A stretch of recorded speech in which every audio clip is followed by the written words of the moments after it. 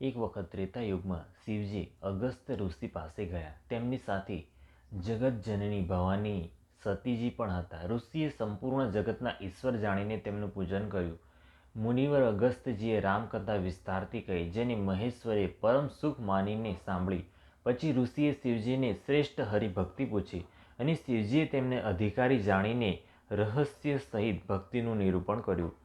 શ્રી રઘુનાથજીના ગુણોની કથાઓ કહેતા સાંભળતા શિવજી કેટલાક દિવસ સુધી ત્યાં રહ્યા. પછી મુનિ પાસેથી વિદાય માંગીને શિવજી દક્ષકુમારી સતીજી સાથે કૈલાસે ચાલ્યા. એ જ સમયે પૃથ્વીનો ભાર ઉતારવા માટે શ્રી હરિએ રઘુવંશમાં અવતાર ધારણ કર્યો હતો ને તે અવિનાશી ભગવાન તે સમયે પિતાના વચનોથી રાજ્યનો ત્યાગ કરીને તપસ્વી અથવા સાધુ વેશમાં દંડક વનમાં વિચરી રહ્યા હતા. શિવજી હૃદયમાં વિચારતા જતા હતા કે ભગવાનના દર્શન મને કેવી રીતે થાય. પ્રભુએ ગુપ્ત રૂપે અવતાર લીધો છે. મારા જવાથી સર્વે લોકો જાણી જશે. શ્રી શંકરજીના હૃદયમાં આ વાતને કારણે ઘણી વ્યાકુળતા ઉત્પન્ન થઈ ગઈ, પરંતુ સતીજી આ ભેદને જાણતા ન હતા. તુલસીદાસજી કહે છે કે શિવજીના અંતરમાં ભેદ ખુલવાનો ડર હતો, પણ દર્શનના લોભે તેમના નેત્રો લલચાતા હતા. રાવણે બ્રહ્માજી પાસે પોતાનું મૃત્યુ મનુષ્યના હસ્તે માંગ્યું હતું. બ્રહ્માજીના વચનોને પ્રભુ સત્ય કરવા ઈચ્છે છે. હું જો તેમની પાસે નહીં જાઉં તો મોટો પસ્તાવો રહી જશે. આ રીતે શિવજી વિચાર કરતા હતા, પરંતુ કોઈ પણ યુક્તિ યોગ્ય રીતે બંધ બેસતી નહોતી. આમ મહાદેવજી ચિંતાના વશમાં હતા. તે સમયે નીચ રાવણ મારીચ પાસે ગયો અને તેને સાથે લીધો. તે મારી તુરંત કપટ મૃગ બની ગયો. મૂર્ખ રાવણે કપટ કરીને સીતાજીને હરી લીધા. તેને શ્રીરામચંદ્રજીના વાસ્તવિક પ્રભાવની કંઈ જ ખબર નહોતી. મૃગને મારીને ભાઈ લક્ષ્મણ સહિત શ્રી હરિ આશ્રમમાં આવ્યા અને તેને ખાલી જોઈને, અર્થાત ત્યાં સીતાજી ન જોઈને તેમના નેત્રોમાં આંસુ ઉભરાઈ આવ્યા. શ્રી રઘુનાથજી મનુષ્યોની જેમ વિરહથી વ્યાકુળ છે અને બંને ભાઈ વનમાં સીતાજીને શોધતા શોધતા ફરી રહ્યા છે. જેમને કદી કોઈ સંજોગ વિજોગ નથી, તેમનામાં પ્રત્યક્ષ વિરહનું દુઃખ જોવામાં આવ્યું. શ્રી રઘુનાથજીનું ચરિત્ર ઘણું જ વિચિત્ર છે. તેને પરમ જ્ઞાનીજનો જાણે છે.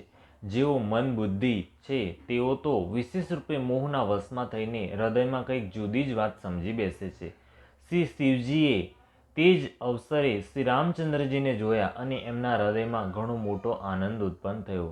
તે શોભાના સમુદ્ર શ્રી રામચંદ્રજીને શિવજીએ નેત્રો ભરીને નિહાળ્યા, પરંતુ અવસર યોગ્ય ન જાણીને પરિચય ન કર્યો. જગતનું પવિત્ર કરનાર સચ્ચિદાનંદનો જય હો એમ કહીને કામદેવનો નાશ કરનાર શ્રી શિવજી ચાલી નીકળ્યા. કૃપા નિધાન શિવજી વારંવાર આનંદથી પુલકિત થઈને શ્રી સતીજીની સાથે ચાલ્યા જતા હતા. સતીજીએ શંકરજીની તેવી દશા જોઈ તો તેમના મનમાં મોટો સંશય ઉત્પન્ન થઈ ગયો. તેઓ મનોમન કહેવા લાગ્યા કે શંકરજીની આખું જગત વંદના કરે છે. તે જગતના ઈશ્વર છે. દેવતા, મનુષ્ય, મુનિ સર્વે તેમને શીશ નમાવે છે. તેઓએ એક રાજપુત્રને સચ્ચિદાનંદ પરમધામ કહીને પ્રણામ કર્યા અને તેમની શોભા જોઈને તેઓ એવા પ્રેમમગ્ન થઈ ગયા કે અત્યાર સુધી તેમના હૃદયમાં પ્રીતિ રોકાવા છતાં નથી રોકાતી. જે બ્રહ્મ સર્વવ્યાપક, માયા રહિત, અજન્મા, અગોચર, ઈચ્છા રહિત, ભેદ રહિત છે અને જેને વેદ પણ નથી ઓળખતા, શું તે દેહ ધારણ કરીને મનુષ્ય બની શકે છે? દેવતાના હિત માટે મનુષ્ય શરીર ધારણ કરનાર જે વિષ્ણુ ભગવાન છે તે પણ શિવજીની જેમ જ સર્વજ્ઞ છે. તેઓ જ્ઞાનના ભંડાર, લક્ષ્મીપતિ અને અસુરોના શત્રુ ભગવાન વિષ્ણુ શું અજ્ઞાનીની જેમ સ્ત્રીને શોધશે? વળી શિવજીના વચન પણ ખોટા નથી થઈ શકતા. સર્વ કોઈ જાણે છે કે શિવજી સર્વજ્ઞ છે. સતીના મનમાં આ રીતે અપાર સંશય ઊભો થયો. કોઈ પણ રીતે તેમના હૃદયમાં જ્ઞાનનો પ્રાદુર્ભાવ નહોતો થતો.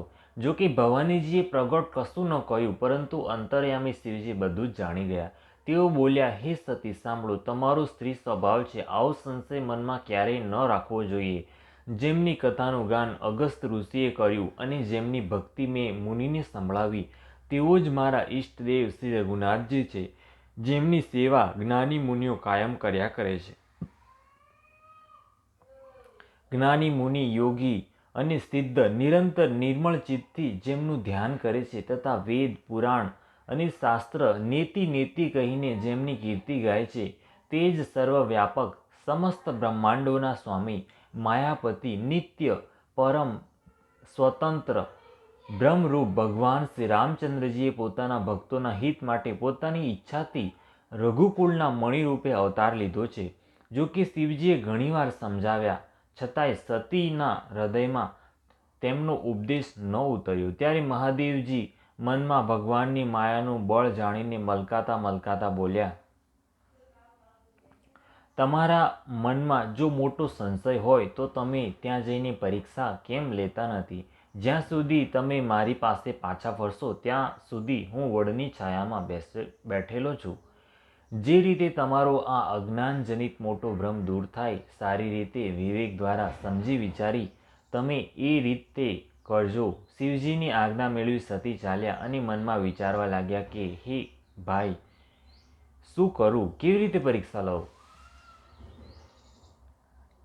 આ બાજુ શિવજીએ મનમાં એવું અનુમાન કર્યું કે દક્ષ કન્યા સતીનું કલ્યાણ નથી. જ્યારે મારા સમજાવવાથી પણ સંશય દૂર નથી થતો ત્યારે જણાય છે કે વિધાતા જ પ્રતિકૂળ છે.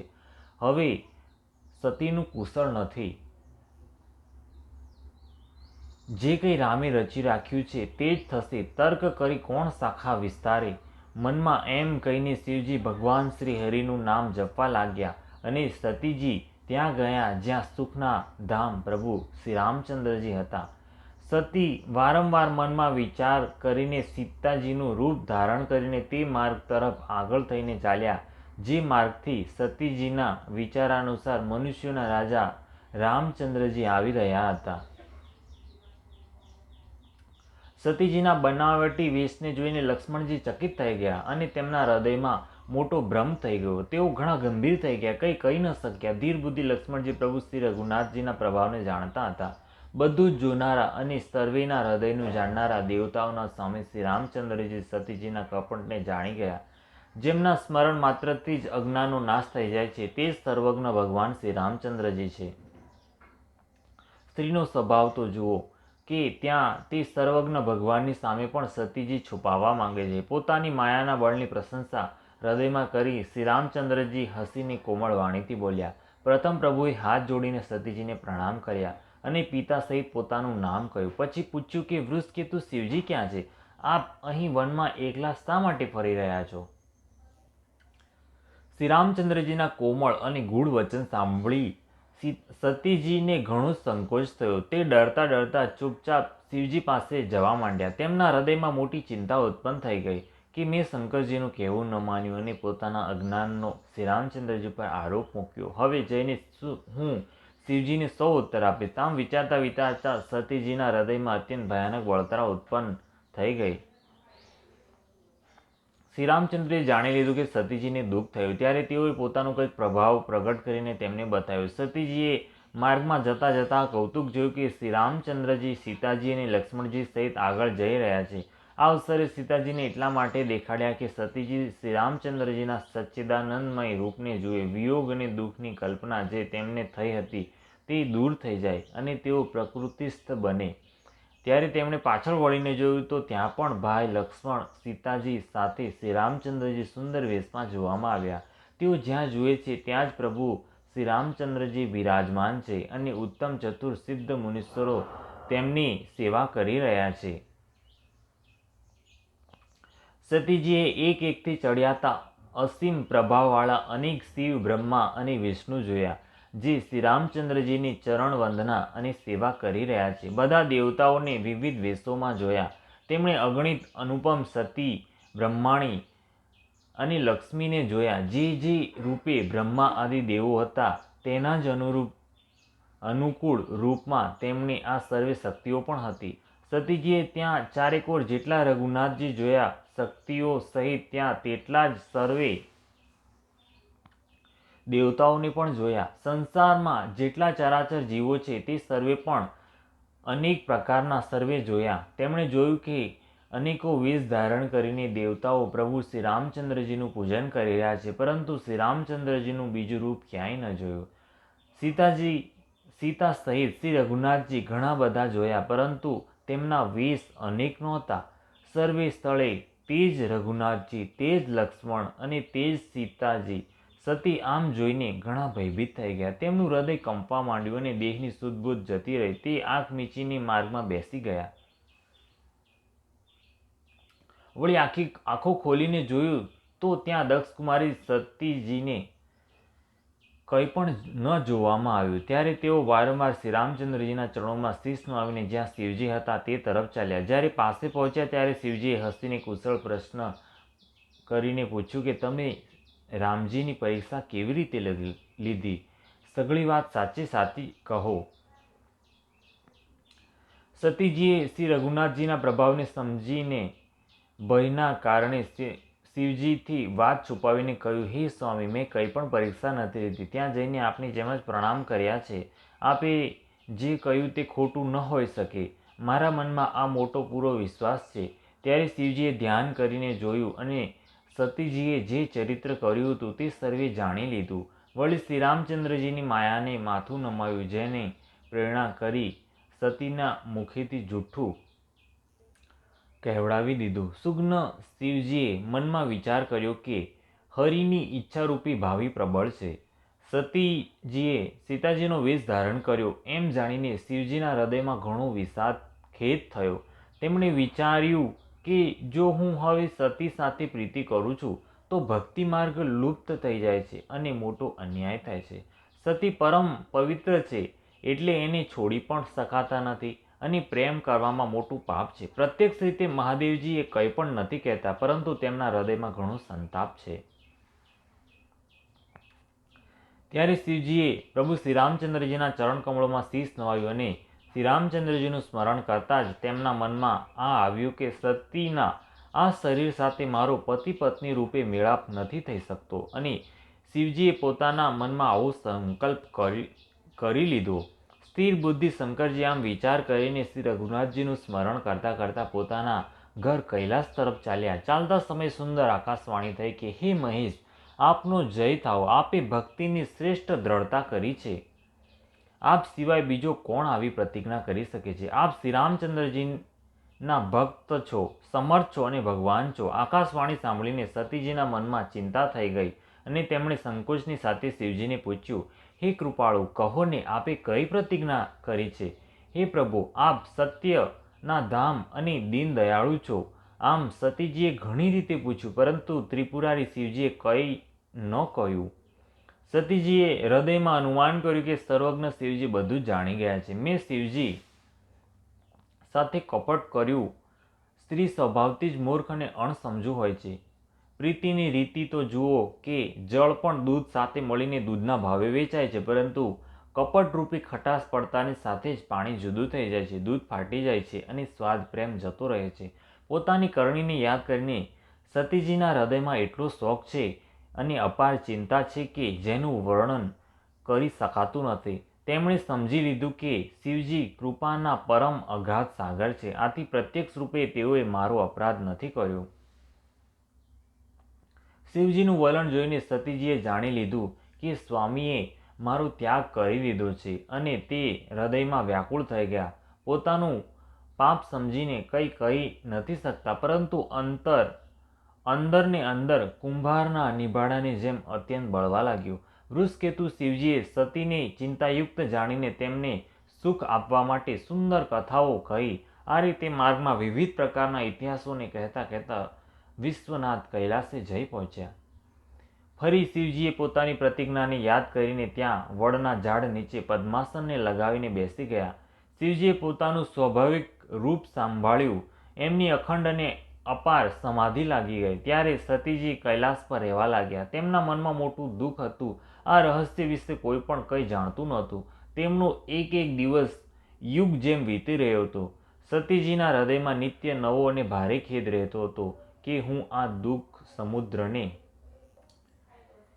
ક્યારે પાર પામીશ? મેં શ્રી રઘુનાથજીનું જે અપમાન કર્યું અને વળી પતિના વચનોને ખોટા માન્યા, તેનું ફળ વિધાતાએ મને આપ્યું. જે ઉચિત હતું તે જ કર્યું. પણ હે વિધાતા, હવે આ તારા માટે ઉચિત નથી કે શંકરજીથી વિમુખ થયા પછી પણ તું મને જીવાડી રહ્યો છે. સતીજીના અંતરમાંની ગ્લાનિ કંઈક એવી હતી કે કહી શકાતી નથી. બુદ્ધિમતી સતીજીએ મનમાં શ્રી રામચંદ્રજીનું સ્મરણ કર્યું અને કહ્યું કે હે પ્રભુ, જો આપ દીન દયાળુ કહેવાઓ છો અને વેદોએ આપનો આ યશ ગાયો છે કે આપ દુઃખને હરનારા છો, તો હું હાથ જોડીને વિનંતી કરું છું કે મારો આ દેહ જલ્દી છૂટી જાય. જો મારું શિવજીના ચરણોમાં પ્રેમ છે અને મારું આ પ્રેમનું વ્રત મન, વચન અને કર્મ આચરણથી સત્ય છે, તો હે સર્વદર્શી પ્રભુ, સાંભળો અને શીઘ્ર એવો ઉપાય કરો કે જેથી મારું મરણ થાય અને વિના પરિશ્રમે જ આ પતિ પરિત્યાગ રૂપી અસહ્ય વિપત્તિ દૂર થઈ જાય. દક્ષ સૂતા સતીજી આ રીતે ઘણા જ દુઃખી થયા. તેમણે એટલું દારૂણ દુઃખ હતું કે જેનું વર્ણન નથી કરી શકાતું. 87,000 વર્ષ વીતી ગયા બાદ અવિનાશી શિવજીએ સમાધિ છોડી. શિવજી રામ નામનું સ્મરણ કરવા લાગ્યા. ત્યારે સતીજીએ જાણ્યું કે હવે જગતના સ્વામી શિવજી જાગ્યા. તેઓએ જઈને શિવજીના ચરણોમાં પ્રણામ કર્યા. શિવજીએ તેમને બેસવા માટે સામે આસન આપ્યું. શિવજી ભગવાન હરિની રસમય કથાઓ કહેવા લાગ્યા. તે સમયે દક્ષ પ્રજાપતિ બન્યા. બ્રહ્માજીએ સર્વ પ્રકારે યોગ્ય જોઈ સમજીને દક્ષને પ્રજાપતિઓના નાયક બનાવી દીધા.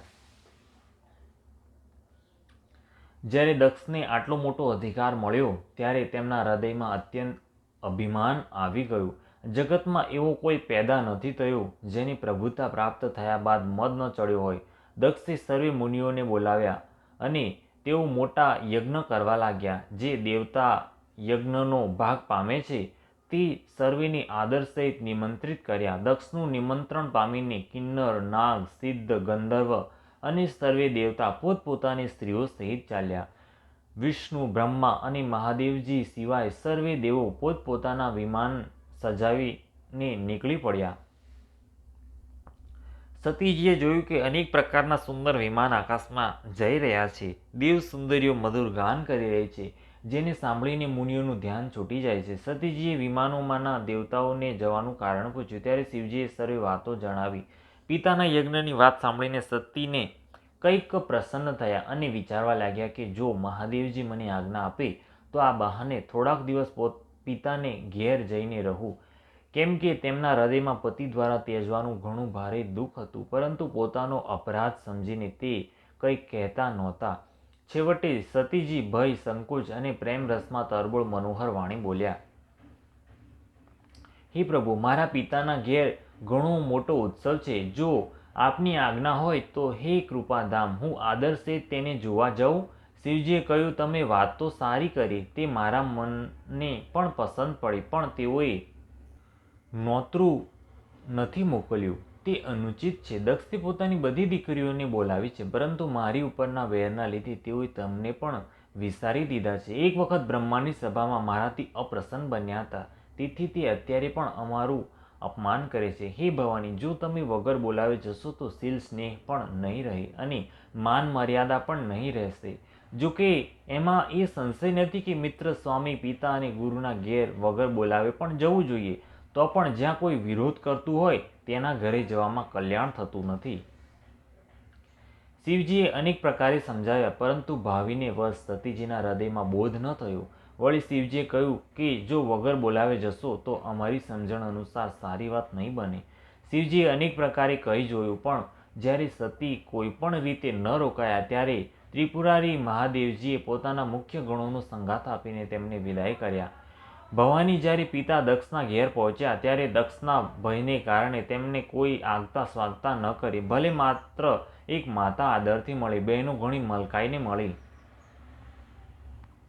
દક્ષે તો તેમની કંઈ કુશળ સુદ્ધા ન પૂછી. સતીજીને જોઈને ઉલટા તેમના બધા અંગો બળી ઉઠ્યા. ત્યારે સતીએ આગળ જઈને યજ્ઞને જોયો તો ત્યાં ક્યાંય શિવજીનો ભાગ ન દેખાયો. ત્યારે શિવજીએ જે કહ્યું હતું તેની તેમને સમજણ પડી. સ્વામીના અપમાનને સમજીને સતીનું હૃદય બળી ઉઠ્યું. પાછલું પતિ પરિત્યાગનું દુઃખ તેમના હૃદયમાં એટલું નહોતું વ્યાપ્યું જેટલું મહાન દુઃખ આ સમયે પતિ અપમાનના કારણે થયું. જો કે જગતમાં અનેક પ્રકારના દારૂણ દુઃખો છે, તો પણ જાતિ અપમાન સૌથી અધિક કઠિન છે. આમ સમજીને સતીજીએ ઘણો જ ક્રોધ ઉત્પન્ન થયો. માતાએ તેમને ઘણી રીતે સમજાવ્યા, પરંતુ તેમનાથી શિવજીનું અપમાન ન સેવાયું. આથી તેમના હૃદયમાં કોઈ પણ જાતનો પ્રબોધ ન થયો ત્યારે તેમણે આખી સભાને હઠપૂર્વક ધમકાવીને ક્રોધભર્યા વચનો કહ્યા. હે સભાસદો અને સર્વે મુનીશ્વરો, સાંભળો. જે લોકોએ અહીં શિવજીની નિંદા કરી કે સાંભળી છે તે સર્વેને તેનું ફળ તત્કાળ જ મળશે અને મારા પિતા દક્ષ પણ સારી પેટે પસ્તાશે. જ્યાં સંત શિવજી અને લક્ષ્મીપતિ વિષ્ણુ ભગવાનની નિંદા સાંભળવામાં આવે તો ત્યાં એવી મર્યાદા છે કે જો પોતાનો વશ ચાલે તો તે નિંદા કરનારની જીભ કાપી લેવી અને વશ ન ચાલે તો કાન બંધ કરી ત્યાંથી નાસી જવું. ત્રિપુર દૈત્યને મારનાર ભગવાન મહેશ્વર સંપૂર્ણ જગતનો આત્મા છે. તેઓ જગત પિતા અને સર્વેનું હિત કરનારા છે. મારું મન બુદ્ધિ પિતા તેમની નિંદા કરે છે. મારું આ શરીર દક્ષના જ વીર્યથી ઉત્પન્ન થયું છે. એટલે ચંદ્રમાને લલાટ પર ધારણ કરનાર વૃષકેતુ શિવજીને હૃદયમાં ધારણ કરીને હું આ શરીરને તરત જ ત્યાગી દઈશ. આમ કહીને સતીજીએ યોગાગ્નિમાં પોતાનું શરીર ભસ્મ કરી નાખ્યું. આખી યજ્ઞશાળામાં હાહાકાર થઈ ગયો. સતીનું મરણ સાંભળીને શિવજીના ગણો યજ્ઞનો વિધ્વંસ કરવા લાગ્યા. યજ્ઞનો નાશ થતો જોઈને મુનીશ્વર ભૃગુજીએ તેની રક્ષા કરી. આ બધા સમાચાર શિવજીને મળ્યા ત્યારે તેઓ ક્રોધ કરીને વીરભદ્રને મોકલ્યો. તેમણે ત્યાં જઈને યજ્ઞનો વિધ્વંસ કરી નાખ્યો અને બધા દેવતાઓને યથોચિત ફળ દંડ આપ્યો. દક્ષની જગ જાહેર તેજ ગતિ થઈ જે શિવદ્રોહીની થતી હોય છે. આ ઇતિહાસને આખો સંસાર જાણે છે, તેથી મેં સંક્ષેપમાં વર્ણન કર્યું છે. સતીજીએ મરતી વખતે ભગવાન હરિ પાસે એવું વરદાન માંગ્યું કે જન્મો જન્મ મારું શિવજીના ચરણોમાં અનુરાગ રહે. આ જ કારણે તેમણે હિમાલયના ઘેર જઈને પાર્વતી રૂપે જન્મ લીધો.